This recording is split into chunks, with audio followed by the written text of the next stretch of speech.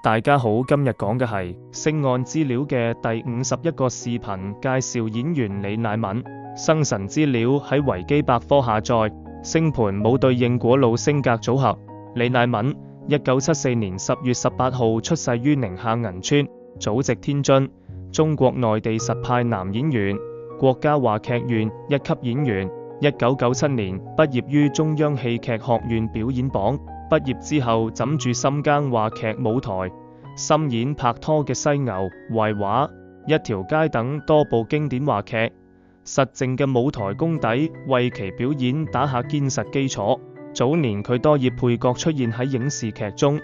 2007年喺電影《集結號》中飾演女歡溝，俾觀眾初步識。此後陸續深演多出真相題材、年代題材作品。佢戲路寬廣，既可塑造市井小人物，都可以駕馭精英、反派、歷史人物等複雜角色，表演自然細膩，俾人叫做劇臉。真正俾佢廣泛出圈嘅係《拍拖先生》、《精英律師》、《大秦賦》、《懸崖之上》、《山河感受》等熱門作品。憑借穩定出彩嘅表現，多次獲得影視獎提名與業內認可。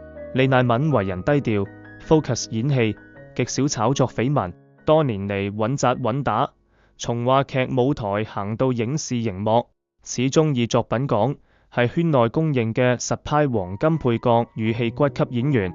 星案將每個喺 YouTube、Facebook 更新，歡迎有興趣嘅朋友觀看。李乃敏嘅視頻就講到呢處，多謝大家嘅收看。